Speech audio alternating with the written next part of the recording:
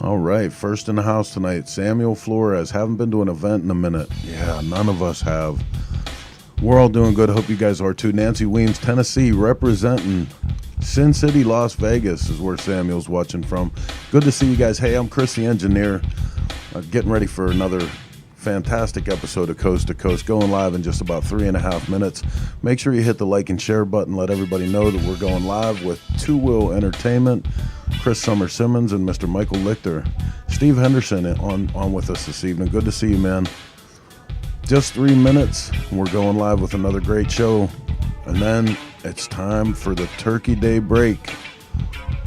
Get ready, Coast to Coast.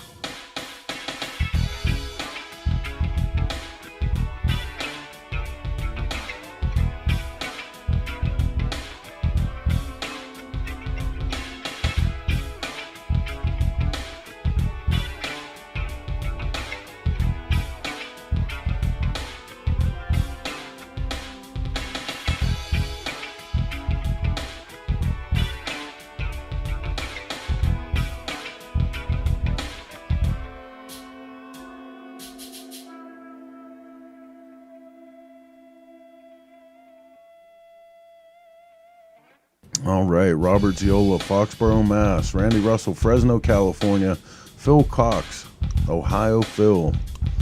Any relation to Paul? That's good company to be in if you are. It's going to be a great show tonight.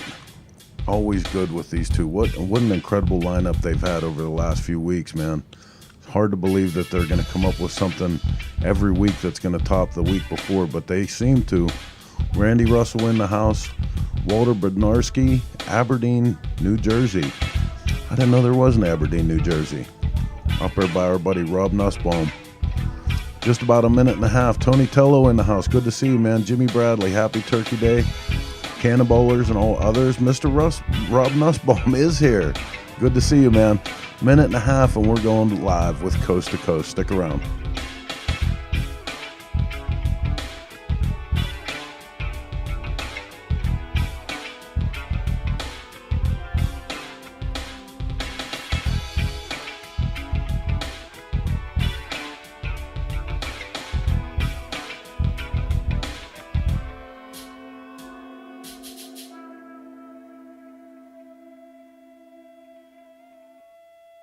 Holly J. Perry, yeehaw, here we go again. Mark Sunland, good to see you. Happy Turkey Day. Yeah, listen, on behalf of everyone here at the studio in all of our shows, thank you guys for tuning in and spending time with us. And a very sincere happy Thanksgiving to all of you. Hope you're all in good company with good family for the holiday. 42 seconds left until we go live with this one. That means it's time to bring this one up out of the stable and get it on the track and go live with this week's Coast to Coast. Here we go.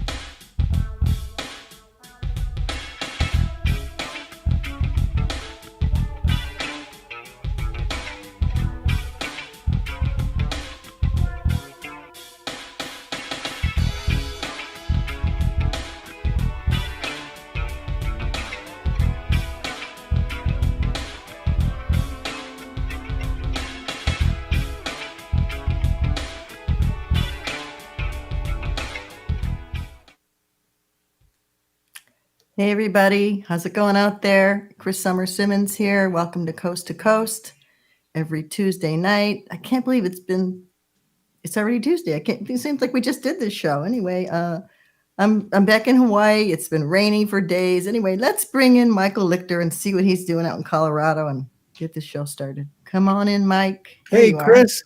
How are you? I'm staying warm. We got about 4 inches of snow outside. Everything's covered up, but my herbs are inside doing well, and I'm doing well. That's about it. Wow, you got 4 inches of snow. We got 4 inches of rain yesterday. And I think California is going to get it. They call it the Pineapple Express when it leaves here, and it hits. You send it right over. Yeah, I mean, it's a blustery winter day. I'm wearing long sleeves. I got socks on. You know, it's probably 70, 68. I'm so spoiled. Oh my goodness, Anyway. you are spoiled. I You are am. spoiled. Everything Hey, else all right? I'm from Chicago, you know. I paid my dues, as you know, in the wintertime, delivering mail for 10 years and sloshing through that snow and the rain and all the other dog poop and everything. Anyway, Is that a puppy I hear in the background? oh my God, she's supposed to be quiet during the show. It is. Oh my God, my puppy handler better get on that. She doesn't see her showtime lit up and being quiet. Yeah, you know, it's weird. We got this puppy, and then, of course, it starts raining. You know, it's been raining here for a week. I've had her for over a week now, and it's been raining every day. And it's a Labrador Retriever. She could care less. You know, I go outside with the umbrella, and she's like totally wet, muddy, you know, rolling in the mud, having fun. But anyway, chewing on me. But everything else, I had a pretty good week. You know, it just seems like it's going so fast, but it's going. I know. You know where I was supposed to be? I was supposed to be judging a bike show in Rome. Oh, that's right. You're supposed to be in Italy. I know. Isn't that crazy? But now I actually looked into flights and all that, but they're not even allowing people to fly over there. They don't want us. They say we're too crazy with COVID. Stay home. Well, you'll have to stay here and have some turkey, right, Chris? Turkey? Where's the turkey? Oh, there it is. Wait, no, shoot the turkey after he gobbles. Oh no. Anyway, we have a great show. We have a great show lined up. I'm so excited about Porsche Taylor. You know, I've been following her for a couple of years now, and when she's one of the people, you know, we first decided to do this show, she was on my list of people that I really wanted to get a hold of. I never even met her before, but I told her I'm such a big fan. You know, I've been kind of stalking her not stalking, but you know what I mean. Well, you also had that virtual conference 2 weeks ago, right? Yeah, that women's motorcycle conference that Elisa Klickinger put on, who was also a guest in our show like a month ago. I think, you know, this is our 16th show. I can't believe it. Wow. So great connections made there. Oh, yeah, so fun. And Porsche was on on one of the panels, and I got to watch her, and I was, oh my gosh, I have to have this woman on the show. And that's actually where I met Wendy Crockett, who we had on last week, you know, who was that great, you know, iron butt rider. Amazing story, wasn't it? You know, Porsche's got a pretty iron butt too. I mean, she did a lot of cross country riding. And anyway, what else? You want to just bring her in? You want to talk about something else? Let's go ahead and bring her in. All right, let's get the show rolling. Porsche Taylor, come on down.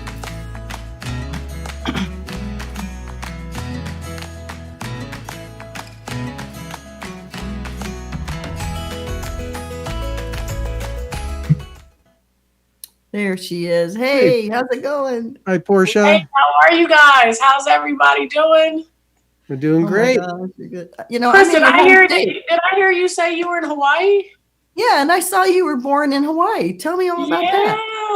Well, I was born in Honolulu, but I've been in California most of my life. But that's where my family is. That's where my mom's side of the family is still there, and we're from Waianae, which is the humble part of Hawaii. But all my family's out there, and I love them so much. I miss my grandfather. He's been my riding inspiration over these last few years. He can't ride anymore. He lost his sight, but I still kind of ride for him. And we have long conversations about the road, and I try to be as descriptive as I can so he can kind of see where I'm going. Wow, bless his heart. Well, you know, now you know when you're in Honolulu, you can come over here and see me in Maui. Absolutely. I got to do that. It's a 20-minute flight. You go up, you go down. I mean, it's so fast. How about if we get a little basic overview of Porsche for our viewers that don't know who she is? And Porsche, why don't you tell us, I guess you're most known for your magazine, but why don't you tell us a little bit about where you got started, how you got started building up to the magazine launching? Sure. So I started riding. I love motorcycling. I started riding in 2003 on sport bikes. My very first bike was a Kawasaki Ninja 600. And it was, I tell this story often, it's so cheesy. So my cousin actually started me riding. And, I got on the back with him one time, and I knew that I liked the feeling of riding, but I didn't like the lack of control of being a passenger. So I knew that I wanted to get into the saddle at some point. And I got a great bonus from my job one year. I was working for Adidas as a marketing manager. And it was either buy a big screen TV or buy a motorcycle. And so what? Hey, I think you did good.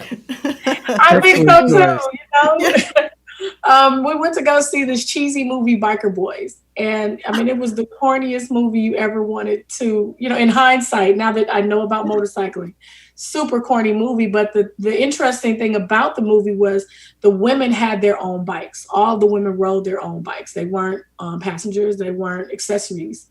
And so that was really inspiring for me. And it let me know that I really could do it. And so I went and I got a bike and I just kind of never looked back. And I've been riding here in the Los Angeles area.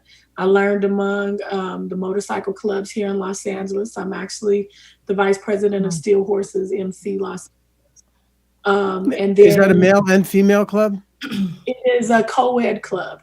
It's a co-ed club. It was founded in 1999 in Brooklyn, New York. And the chapter in Los Angeles was founded in 2003. And so, we're still riding around, taking we take our long distance trip once a year to Brooklyn to our mother chapter. And so, I've developed a passion for long distance riding as well. So I love to take long distance rides where you can kind of get that wind therapy and commune with God. And you don't really, it's the one time really where you're allowed to be self-centered and selfish, because, so often we consider everybody around us, whether it's our family, our coworkers, our kids, our elderly.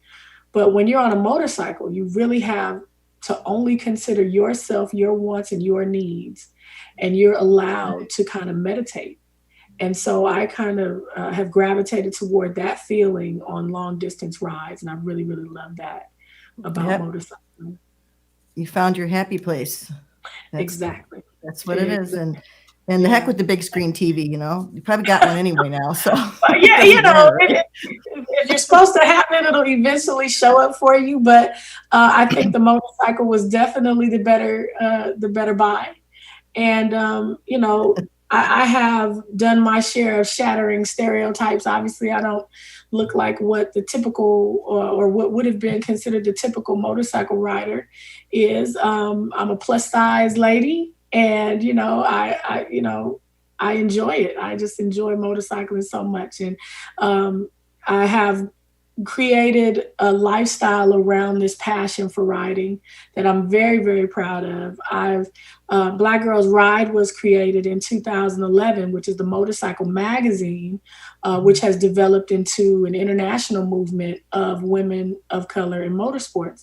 And, we do events all year long. We create different events to educate women riders, because so often we get our information from our husbands, our fathers, our boyfriends, and sometimes they don't know what they're talking about. So we wanted what do you mean? Wait a minute. We wanted to shine a light on women of color, because at the time when we created Black Girls Ride, there just was a lack of it. There wasn't much representation. So instead of complaining, I decided, let's be that change. Let's show what we're doing. Because I knew all around me in my community, there were women who were drag racing. There were women who were going long distance. There were women who had motorcycle clubs, but we just weren't seeing ourselves. When you go into a dealership, we were often thought of as the wife of someone and not really given consideration as a purchaser. And so I'm happy, through the magazine, through social media, we've kind of been instrumental in changing that perception. I'm looking at OEMs now, including women of color in their catalogs and in their advertising. And I'm just so happy that we were instrumental in that change. I'm kind of curious, is the number, I don't know if there are any numbers like this, but let's say the percentage of blacks to the overall population, and the percentage of black women compared to women riders, is that about the same percentage? Are those kind of consistent with the population, or more or underrepresented? Among women, I think among women riders, I don't know what the number is of women of color. I do know that in the African American community, motorcycle owners are 53% women to 47% men. And that may be because of finances. Wait a minute, you're saying more black women have bikes than black men? That's correct. Awesome. Holy crap. I love this. That's incredible statistic. I got goosebumps right now. And it's not one that is popular, obviously.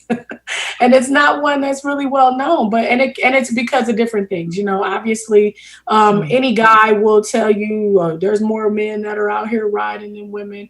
And that may be the case. I'm not talking about riders, because you don't know. There are women who buy bikes for men and vice versa, to be quite frank. So, but I do know that is an accurate ownership number. And so, that changes the dynamic when we walk into dealers these days, especially when you look at what's happening in social media. It's easy to see that women are on ground and we are riding, and we're not just local riding. We're long distance riding. We're 48 state riding. We're 4 corner riding. We're, the southernmost tip of the United States riding. We're riding to Alaska. We're on ground and a part of the conversation and excited to be there. So exciting. I'm just so happy to have you on the show. I'm just like sitting on the edge of my seat here. And your whole background was event production and branding, social media. Tell us about your background. I know you said you worked for Adidas for a while. So I come from Los Angeles, California. I went to UCLA and got my start in the music industry. I was originally an intern for Virgin Records, and then went to work at A&M Records. I've promoted albums for Janet Jackson, a bunch of different artists, Ice Cube, you name it. And then from there, I started as the marketing manager for a small music store called West LA Music, and then eventually went to Adidas as an entertainment marketing manager, eventually becoming the marketing manager for the music side. And, I've seen just about every VMA, American Music Awards, Grammy Awards. I outfitted tours for Neo, outfitted tours for Chris Brown. I was instrumental in doing a deal with Missy Elliott to get her Respect Me line into Adidas. So that's kind of where my background is. I love marketing and promotion, but you reach a moment where there's got to be something more, right? So one year in 2011 on New Year's Day, I read The Alchemist by Paulo Coelho from cover to cover. Oh, yeah. And the takeaway for me from that book was you could be really great at what you're doing, but you could be wasting time if you're not pursuing your passion and if you're not pursuing your life's purpose. And so I really sat and I said, I really love motorcycling.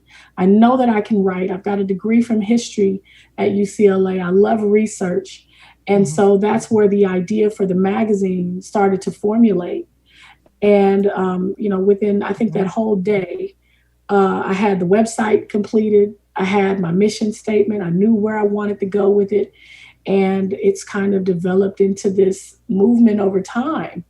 That I'm super proud of. And, I get inboxes from women all the time and say, hey, I finally got my bike. I've been watching you guys for years and I finally stepped out on faith and I got my bike. And, that's always an amazing feeling to know that you inspired someone to ride outside of their comfort zone. That's what did you have another job when you first started the magazine, or did you just jump in? I had a graphic design company, and I was running that for, I don't know, maybe because it was something that I was also doing while I was at Adidas. So, I had other revenue streams. And I think the reason it was easy for me to do the magazine is because I did all the graphics and all the layout myself. So I didn't have any overhead, everything that you see for the most part, from the logo design to the t-shirt designs to the layout of the book. All of that was done by myself. So it really allows you to do it to do as much of it as you can and outsource what you can. But it also lets you I know where the margins are. I know if there's a designer that's trying to kind of get over, and I'm able to make it fit my schedule, and it just kind of blossomed and grew. And so now we're getting into more video. This 2020 has definitely been the year of getting more into YouTube and getting more into figuring out the next phase of what that media conglomerate looks like, if you will. And so I'm excited to see what happens for us. We'll be celebrating 10 years in January. That's awesome. What a great ride. It's so grassroots. Kind of reminds me of Chris Callan with CycleSource. How about it, Chris? CycleSource magazine. They do. I think you guys do your own layout. I don't know. I'm They from. do it all. Oh yeah, grassroots is another way to say me and Heather. Yeah, well, that's all. I came from the same background in 1985 with Harley Women magazine.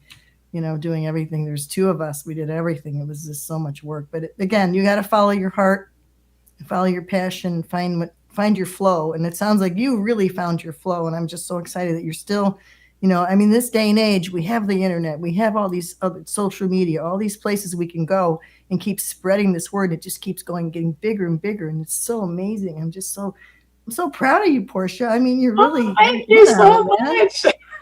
Thank you so much, Chris. I'm excited, to even be invited to you guys' show, and, the conversations that we have. I mean, this is, I knew, right, that this was a direction we could go. I had that vision. I knew that in my head, Black Girls Ride was going to be Essence meets Super Sport Bike or something along those lines, right? Mm-hmm.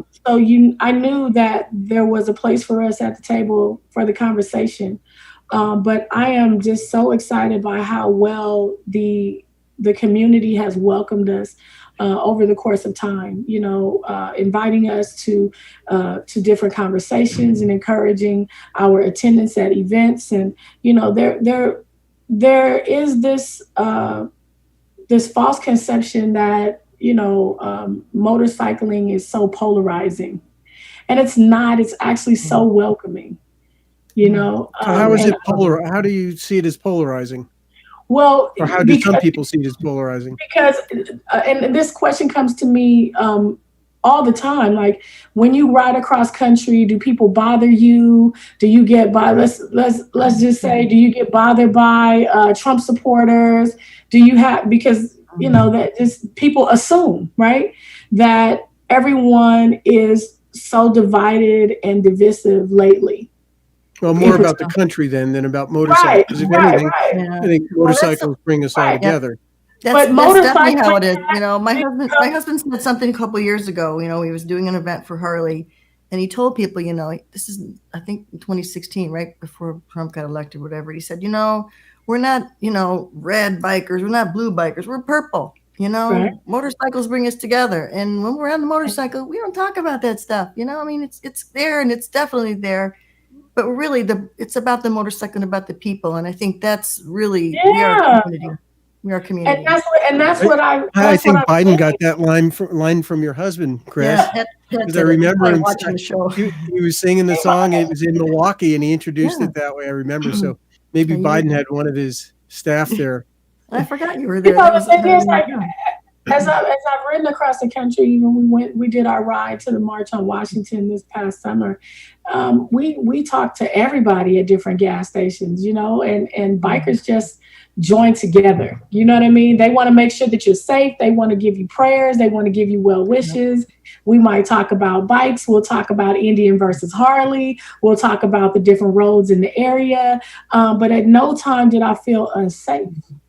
That's great. I think we're going to focus in on that ride after our break. But for now, we do have some questions. Like Holly Perry was asking, because of your background in music and magazines, if you do have favorite music, favorite motorcycle, and a favorite magazine, which I imagine is your own. But maybe other than your own, what would be your favorites be here?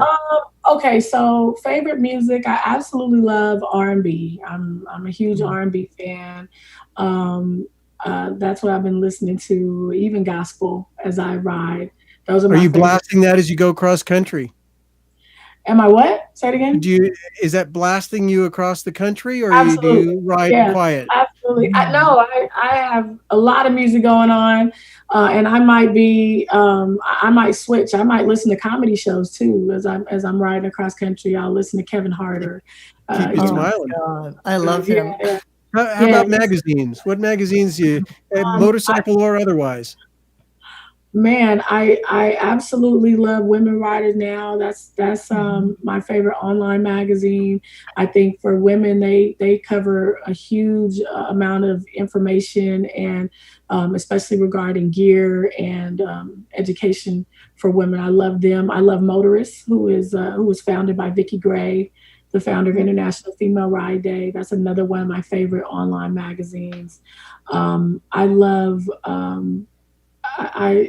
I just been getting into your magazine. I just started getting into Cycle Source and learning a little bit about what it's about. It's super. He's got sound effects. Right, to read the stories. I love my thing is I love writing stories. I love the profiles of people that are going on journeys and their stories. Those are my favorite stories to read. Adventures. Yeah, adventures, exactly. And then what was the last thing you asked me? My favorite bike? Went to the bikes. I'm curious, what about non-motorcycle, out of the motorcycle world? Are there magazines or just other topics that interest you? Yeah. So I absolutely love Essence Magazine. I think that's probably one of my favorites. I love Condé Nast Traveler. That's one of my favorites. I love to see beautiful scenery, and it gives me inspiration of where I'm eventually going to travel to one day. So I've been, looking at travel magazines a lot. I do read entertainment stuff. I might read People magazine or stuff like that. Just kind of journalistic junk food, if you will. But for the most part, and I've been obviously watching what's going on in the political arena. So I'll look at CNN. I'll actually look at Fox and see what they're talking about too, and try not to get so bogged down by it all. And then you escape with some nice travel, magazines. Yeah. So that's pretty much that. And Very cool. I guess the last part of that question was about bikes, which is open-ended because you started on one, moved to another, and you're on something different altogether now. Well, my motto is ride everything. And so while I started as a sport bike rider, I'm primarily a Indian Challenger rider. That's my bike now. I love that bike. It's so comfortable. But I just had my first day in the dirt. Yeah, it's big. Nice big bike. Oh, let's show some of those pictures, Mike. I think we got to. I love your bike. I love that color. Oh my God, that color. Yeah, man. Here's an interesting comment from Alicia Williams Hemphill. She said, "When I saw Black Girls Ride going to New Orleans for Essence in 2019, I said, I'm going to get me a bike and ride with them in 2020. I did buy me a bike in October 2019. However, this wicked COVID blocked all of that. I can't wait till we rode to Essence Festival in New Orleans. Very proud of you, Porsche. Keep on keeping on." Nice. Thank you so much for that. And we can't wait to ride with you, Alicia. It's going to be remarkable.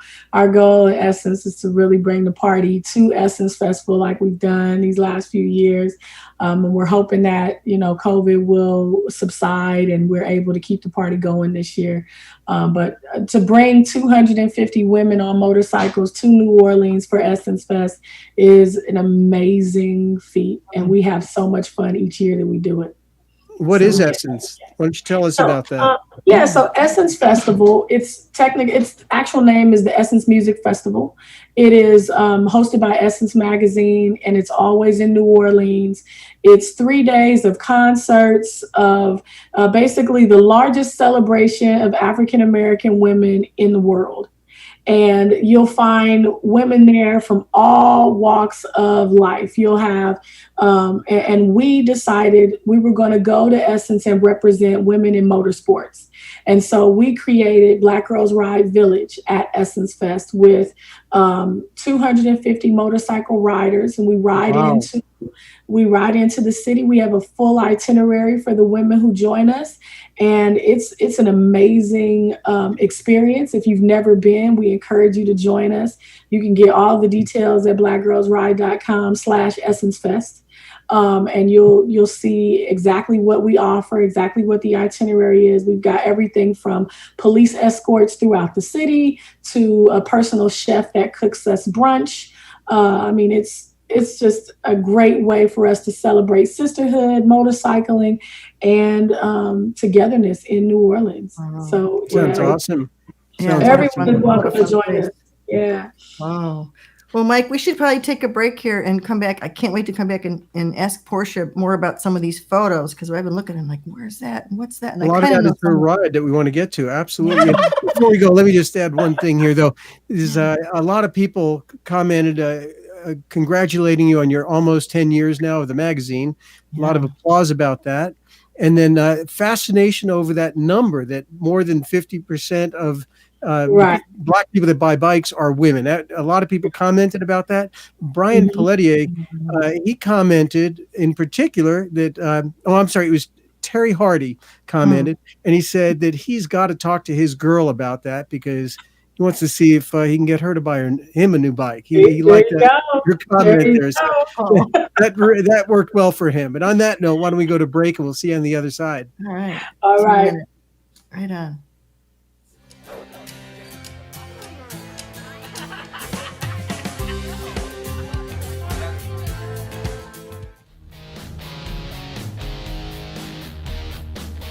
Hi, I'm Tom. I'm with Banks Brothers Motorcycles. One of the things I want to show you today is our new improved engine puller. The changes to this machine has been in the arms and in the hands. We put heim joints in the hand to allow rotation of the engine, which makes it easier to get it in and out of the frame. With the angle change, we have equal clamping pressure on them. And over here we have what's called the posi lock, which allows this to be locked in place and the engine can't swing from side to side. And we're going to show you just how easy it is to pull the motor out of the bike right now. George is actually going to come in, make contact with the cylinders, tighten it down, and he'll pull it out of there. You lift it up, rotate it, and bring the assembly out of the frame. You see the motor starting to move and it centers itself. This allows no side play once the motor's in place, and it keeps it safe. It can't fall out. Visit BanksBrothersMotorcycles.com to order your Banks lift. Hey, this is Chris from Cycle Source Magazine, and I want to thank you for watching the flagship show of the Source Media Group, Shop Talk. We go live with Shop Talk every Sunday at 9 p.m. Eastern Standard Time, but it's only one of the many programs we offer from Source Media. In addition to that, Wednesday nights we have Cannonball Chronicles that looks into the life and times of Cannonball racers as they prepare for this year's Motorcycle Cannonball. Thursday night we have Bike Night Live that dives into the culture of bike night, the food, the bikes, and the fun of hanging out with friends, and we even have some live entertainment. Sunday morning, Cyber Swap kicks off, where we have a sort of home shopping network approach to motorcycle swap meets, and we bring guys on that have parts to sell live right there. All of this in addition to our staple programs, which are Grease and Gears TV, live on the street from the events and rallies, Grease and Gears Garage, and Grease and Gears Garage Roadshow. We look forward to bringing more of this type of programming to you from the home of Two Wheel Entertainment, the Source Media Group.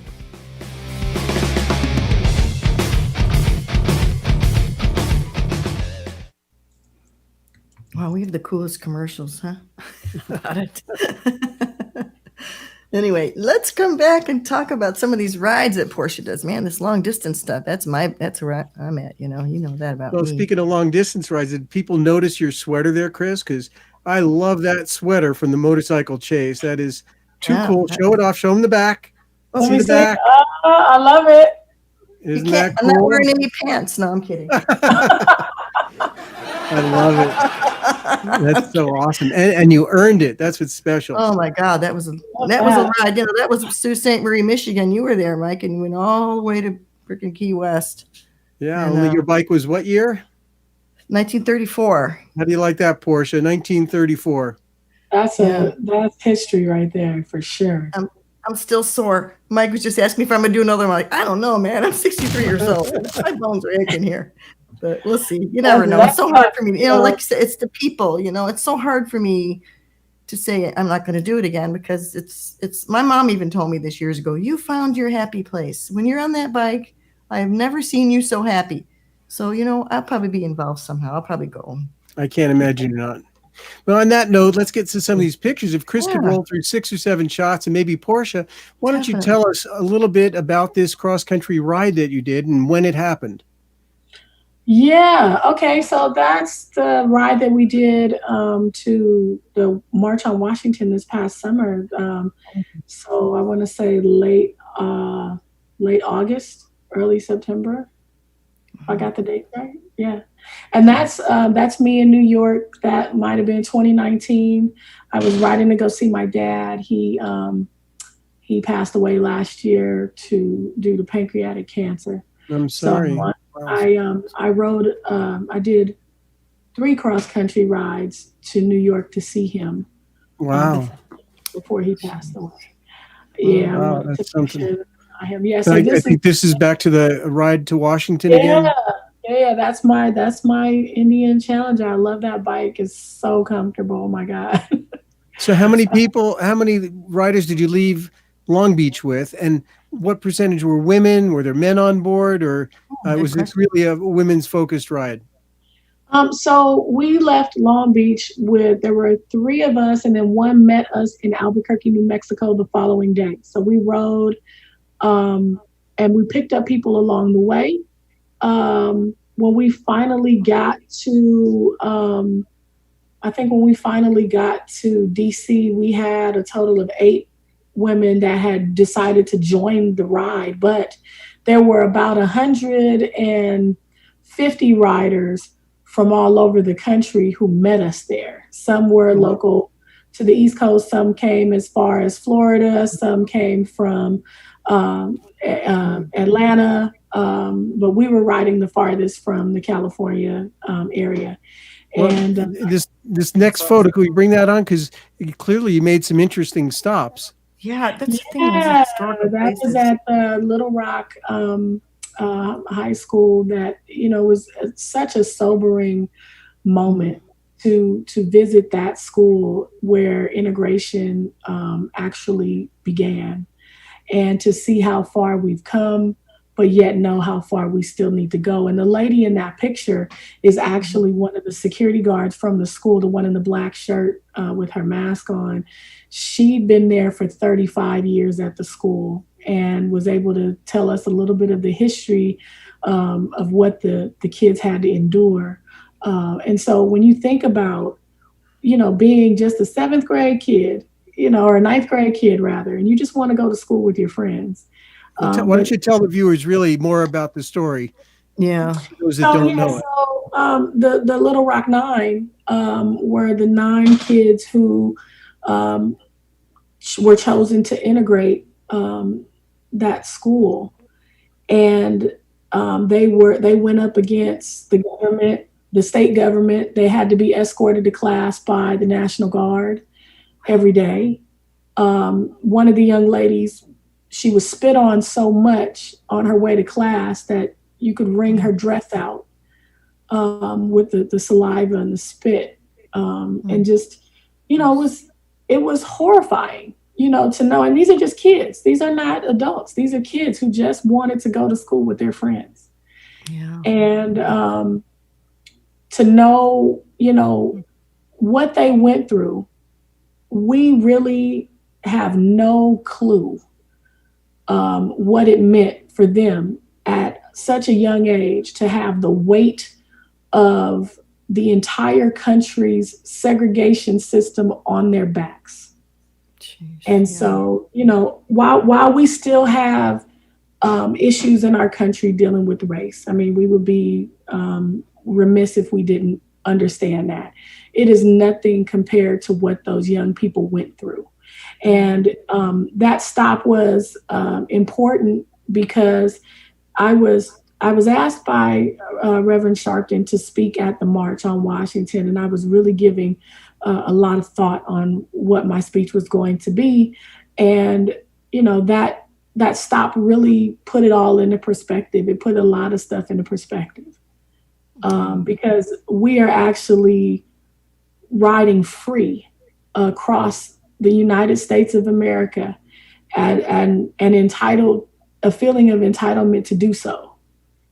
But it's all on the back of those young kids.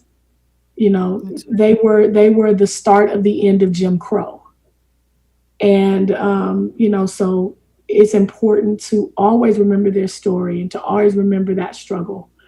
But yeah, we had and then we stopped again at the site where Dr. King was assassinated, the Lorraine more Motel. photos down if you bring some Yeah, more the photos.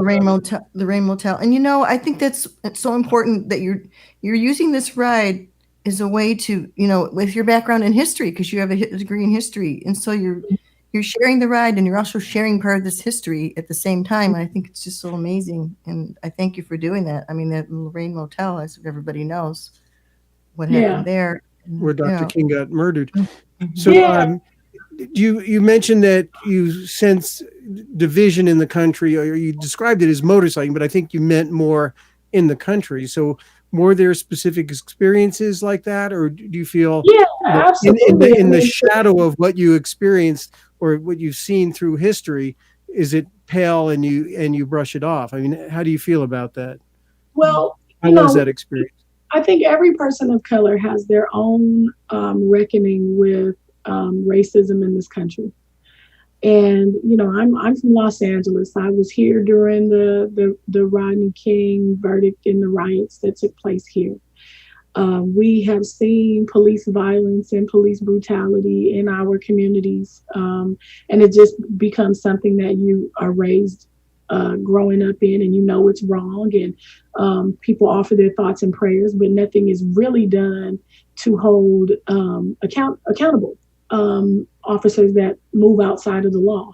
And I think it's easier to paint those of us who are against police brutality as being against police themselves, but we're not. As a matter of fact, I've got lots of law enforcement in my motorcycle club. My fight, especially after watching George Floyd, and especially after what happened to one of my sorority sisters, Sandra Bland, is realizing and using our platform to speak out against those officers who are breaking the law. And, that's happening in our communities. And so that was what sparked the need to do this ride across the country, because I can't have a magazine that's named Black Girls Ride if we don't ride for initiatives that affect the Black community. And I thought that it was important for us to take that ride and to visit these historic monuments, to talk about what happened in our past, because if we don't remember this history, we will be doomed to repeat it. And, while we've come a long way, there's just been such a divisive element lately, whether it's through politics, through the Black Lives Matter movement, speaking out and saying the words Black Lives Matter riles up an element, because they feel that it's implied that if we say Black Lives Matter, that their lives don't. And that's not what it means at all. So to show what we're dealing with was important. And to go to Washington, D.C., to speak on behalf of motorcycle riders who we've seen this in our community, and we wanted to use our voices to say, this is not okay. And then that became a movement to ride to vote. And that was the second part of our initiative, because, as President Obama says, you have to protest and then you have to vote in order to affect the change that you want to see. And I don't think any one political party has all the answers. I think we are people that need help in certain instances. I think one political party may have good ideas regarding certain things, but I wanted a leader that was willing to listen to all of us. Even if they don't agree, just listen to us and help us make decisions that benefit the entire country. And so I think that leadership, I think we're going in the right direction. Again, these are just my opinions. I don't mean to offend anyone. I don't think you're offending anyone. I think it's important to have the conversation, and that's, to keep sharing and educating people and opening up some minds and hearts. And, it's so important. Yeah. What was that like to speak in Washington? That must have been just amazing. It was surreal. I'm not going to lie. I had a little bit of a panic attack. I called my mom, before I was to give my speech, and I definitely shed some tears because you think about the enormity of the moment, and you're standing in the spot where Dr. King stood and where John Lewis stood, and you look out and you can see hundreds of thousands of people, on the mall, and my goal was to get our message across that we were there, and we were there in support of the movement to better our country. And we were going to continue it with a vote. That was the goal. Our ride didn't end in DC. Our ride ended all the way to the voting booth. You sure were powerful. I mean, that speech was unbelievable. I've sent a link, or I'm sending a link, I should say, over to Chris Callan, and maybe he could bring it up. It's not very long, and it's very powerful. And some of our viewers have chimed in, including your daughter, Chris. I know. Very much in appreciation of what you're doing, Porsche. Terry Hardy wrote, "Ride for change, ride for hope."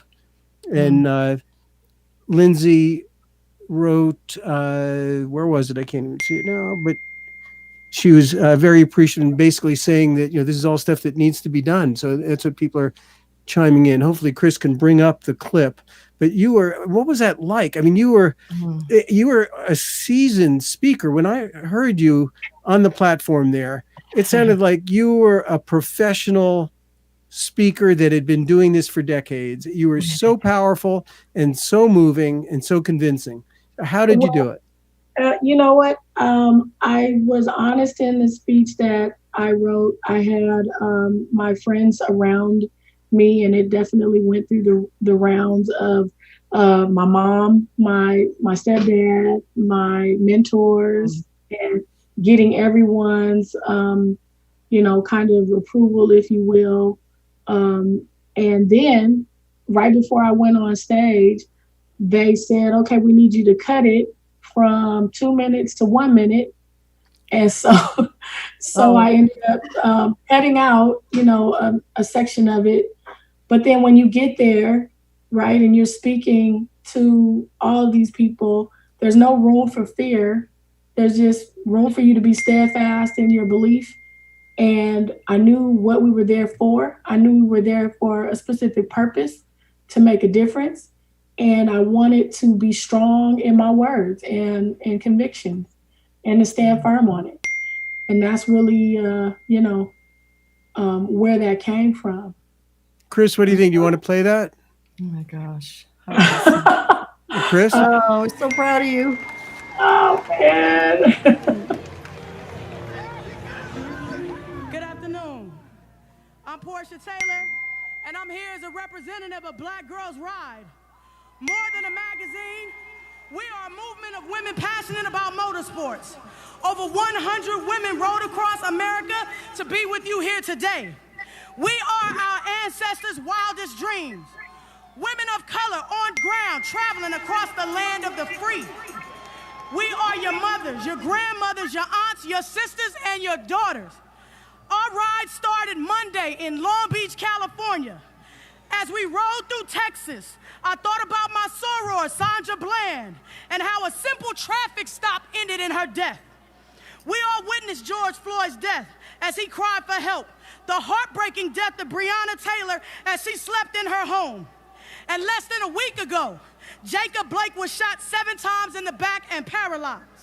With each act of senseless violence, we feel a stirring in our collective soul. When a call to march was issued, we knew it was time to mount up.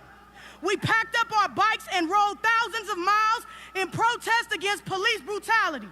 We ride unapologetically for Black lives, and we raise our throttle hand in support of those on the front line of our struggle. We ride to ensure the freedom of our future leaders. We've come a long way, but our journey is not over. In November, Black Girls Ride will rev our engines. We will lead the ride to the polls and fuel the ballot boxes of this nation to choose a leader that will provide the unity our country desperately needs. We invite you to join in this and vote like your life depends on it. Thank you. Oh my Wow. God. Wow. Oh, yay. You are powerful. Oh my Holly God. Perry wrote, history must be remembered. Donna Kaminsky, good trouble is necessary. David Shaleni, inspirational. And Leslie Gamage, well said, fantastic work. And Lindsay, Chris's daughter, also such an important topic. Thank you, Porsche. So, I mean, really, you are, how did you come to invite? I know you said you got invited, but how did you get connected to be invited? How did that happen? Well, you know what? When we first got the information about the march, I set about doing it the way I always do, which is to make sure that we are prepared. So we set about getting a protest permit, and I made my arrangements accordingly. And we actually ended up having our permit before Reverend Sharpton had his. And so that's how they learned that we were coming. And his office reached out and said, hey, we want you guys to be an official partner with us in the march. And I'm like, of course, whatever you need me to do, I'm there. And then maybe the week before the march, I got a call that said, Reverend Sharpton would like to have you speak.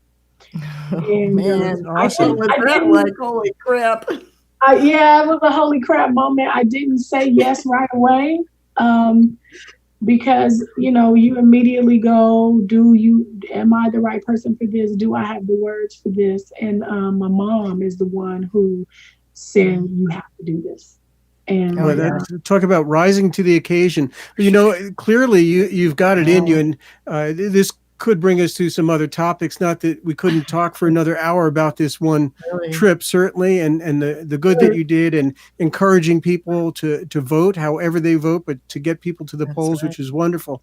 But you're a member of the board for the Empower Sports Women's Riding Council for Indian, that newly formed council from October, which is only a few months old, with I'm not sure, a dozen very powerful women on it. You could tell us a little bit about that and some of your other connections. I did read something about you on Russ Brown's website. So apparently, I don't know if you're considered an ambassador for them, or apparently maybe for other companies or products. Maybe you could tell us a little bit about other things you do and other connections. Sure. So I'm absolutely a proud ambassador for Russ Brown. I've been riding with Russ Brown for the past 3 years. They have been instrumental in supporting our events and making sure that we have the resources and the tools that we need. So shout out to Russ Brown. And the thing about Russ Brown that I really have to say is they have been supporting Black Girls Ride before it was trendy to do so. And, they not just Black Girls Ride, but they support riders of all walks. And so I'm just really proud to be a part of that partnership with them. And they offer really great service to motorcyclists. I remember watching Russ Brown commercials when I was a kid.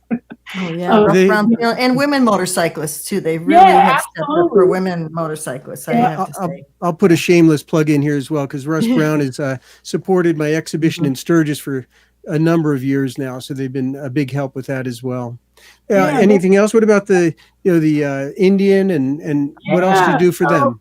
So I'm a part of the Polaris Empower Sports Women's Council, and they are amazing. And they have gathered some of the best women riders from all over the world to participate in that. They bring us together and there's a couple of things I can't really talk about too much, but to be considered on the ground floor to discuss topics regarding motorcycling is amazing. I've never seen it done before. Usually women are an afterthought.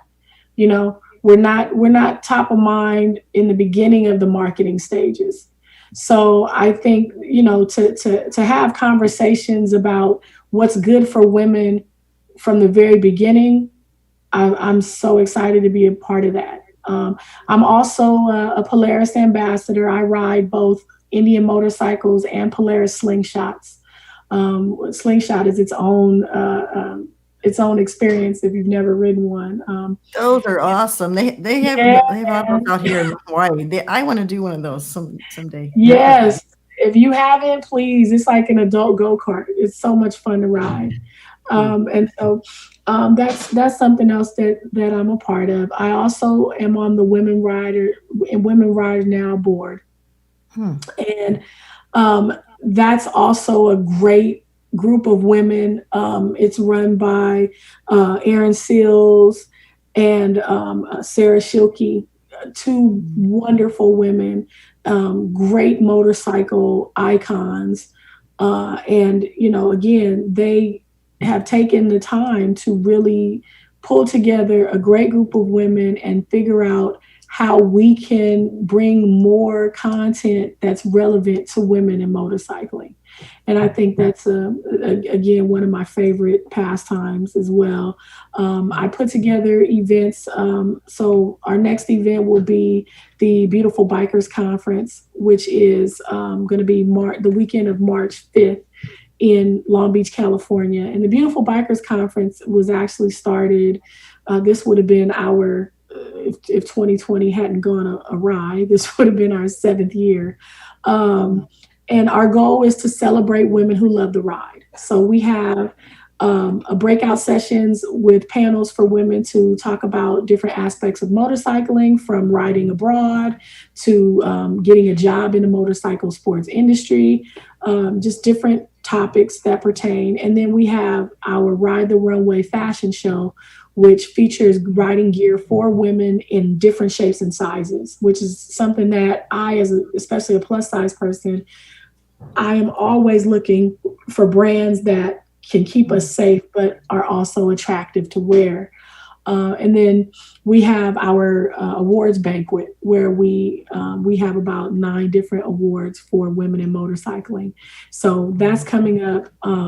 And then after that, of course, there's International Female Ride Day. We host a ride here in Southern California. And shout out to Vicki Gray and her vision of actually creating a holiday for women to ride. Yeah, and that's been going on a long time now, Vicki. I don't know how many years ago Vicki started that. Yeah, it's awesome. She's amazing. And so, you know, we support that event with a ride here in Southern California.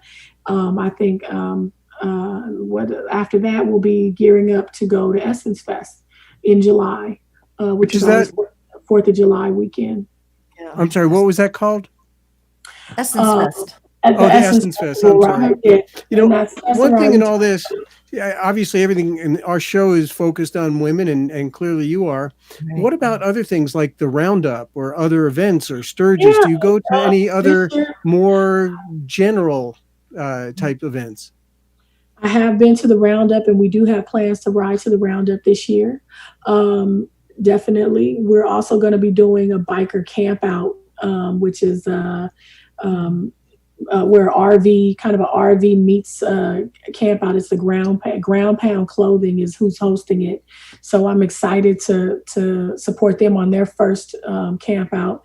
I'll be riding with Elisa Clickinger. I think she's doing the suffragette ride, I believe, is going to happen. It was supposed to be this year. Remember, it got canceled. It was, and as a part of that, this would have been my first ride to Sturgis, but I didn't go to Sturgis this year, so it's on my calendar to attend. I'm excited to join them for that.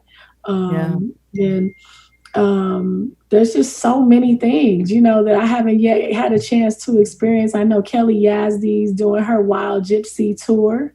In Sturgis, yeah. We're all over now. Yeah, now, exactly. So I'm definitely going to meet up with her on the road at some point and get to her event. We definitely want to support Anya and the Girls of Babes Ride Out. They'll be doing their event in October, so that's on the calendar. In 2019, I think I did the Women Riders World Relay, which was monumental in handing the baton all the way around the world, making sure it got back all the way back to London. That was a great experience. Crazy. That was a crazy ride. It was crazy. And my first experience riding in the wintertime, which I never have to do that again. That was one time only. Well, you are involved in so many rides. I'm just like, geez. Yeah. I love riding. I do. I absolutely love riding. So, we're starting to firm up the calendar, now. It's already pretty full, It's already pretty full. So, well, you put on a lot of miles, and it looks like you have pretty new bikes. But still, Holly Perry is wondering if you wrench at all. Yeah. You know what? I'm just getting into wrenching. I've just started putting my own accessory pieces on. I actually, I'll say this: I wrenched more on my sport bike because I felt more comfortable doing it.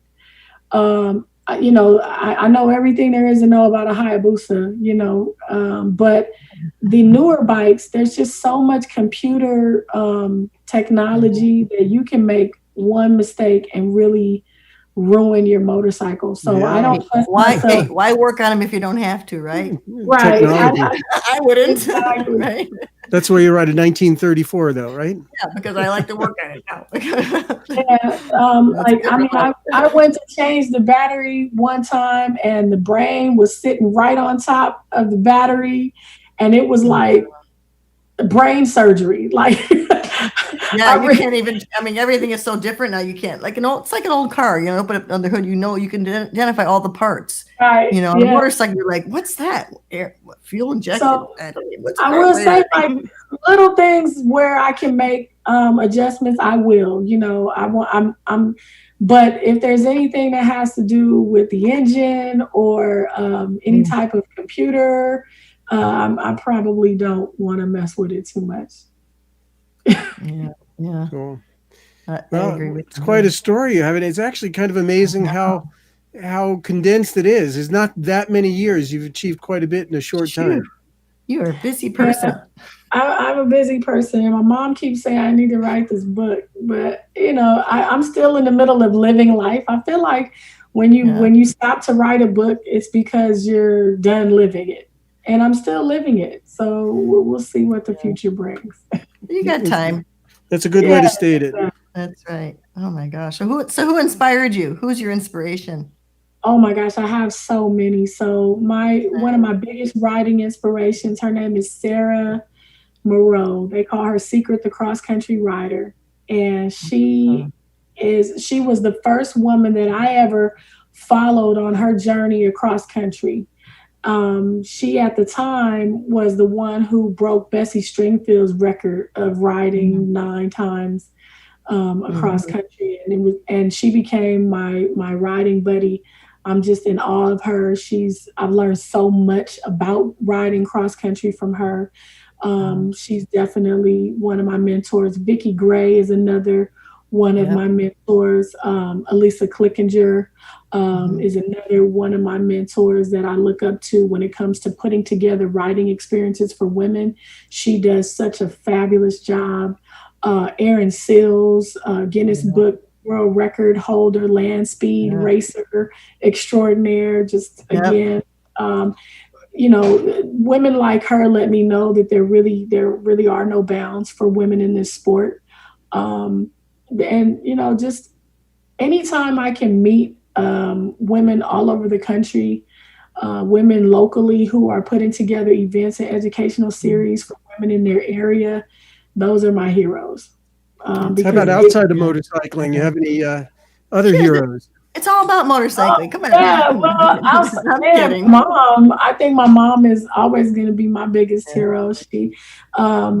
she has done some miraculous stuff over her life. I probably want her to write her book at some point. But she's remarkable, of course. I mean, I can mention a million different celebrities, but none of them would compare to her because she has done so much. She has made so much happen from her little town in Hawaii. She's managed to carve out this great life for all of us. And, I'm excited about my mom. I always am. So I love that. I was like that with your mom showed you the way, she paved yeah, the way. She showed you. The thing about my mom that I learned was there's two things that she always used to say. Be ready if you don't get to go, right? That means always be in a state of preparedness. And then two, nothing beats a fail but a try. So because of her, I never knew that I couldn't do something, I always knew that I could drive a stick because I saw my mom drive a stick. My mom has always been a daredevil. She's always willing to try something she's never done before. And, that's where that spirit of adventure comes from. She's always been willing to move to a new city, a new town. That's where that spirit of adventure comes from, and I travel now, and I know that she watches my travel, and she'll listen to my interviews with my grandmother, and it's just, she's remarkable. My mom really is remarkable. And your biggest advocate, I'm sure. Great. I'm so happy. You're so lucky. You're so lucky. I have to say, my mom was the same way. Don't be nuts every time, but I'll tell you what, she lived every moment. She lived, Yeah, and you don't appreciate that about your mom when you're young. When I'm young and silly and think I know everything. But as I've come into middle age and I really reflect on where she came from with a 9th grade education and what she has been able to achieve in her life and what she's been able to afford for me in the way of opportunities, I'm forever in her debt. Awesome. I love that. Boy. Yeah, we're big mom people. Mike has really been helping his mom a lot too lately. I call my dad every day. He's almost 90. I call him every morning. I call him a little late today. Where you been? And he's watching the show right now. I send him the link. Hi, Dad. Go to bed soon. Hi, Dad. My dad's in Florida. I miss my dad a lot. I didn't think I would miss him as much as I do, but I think that he's here in everything that I do, and I just try to keep. I'm sure he's very proud of you. I mean, how clean? I'm proud of you. I just met you. I'm like, gee, Yeah.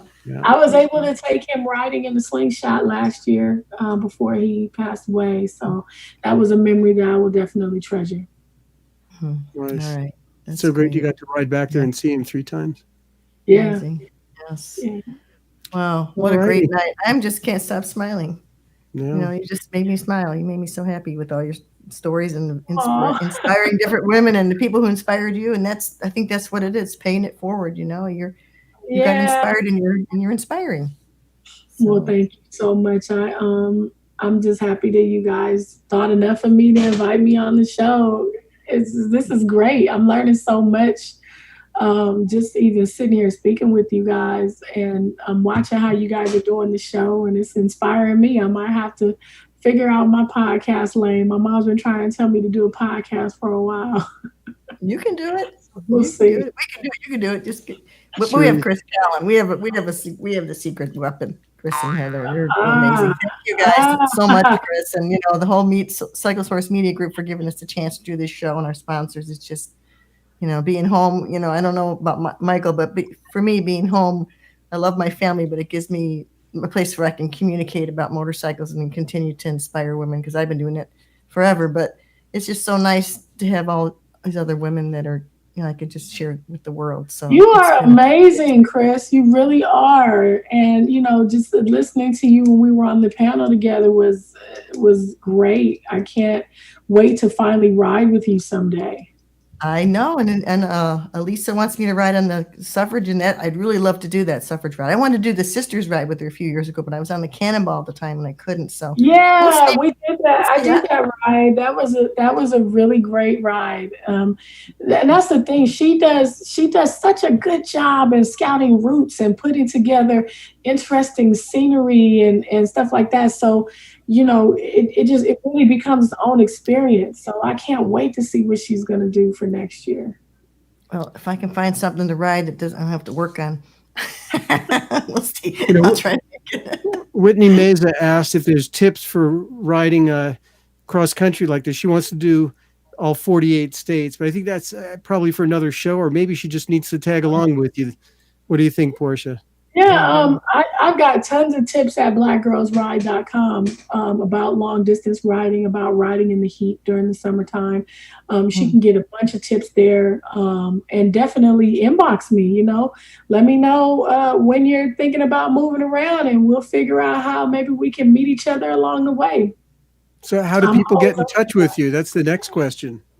So I handle all the social media for Black Girls Ride. So you can DM me on Facebook, on Instagram. We now have our TikTok, on social media too, and always at blackgirlsride.com. You can email us through the form there on the website, and I'll probably be the one to answer your email directly.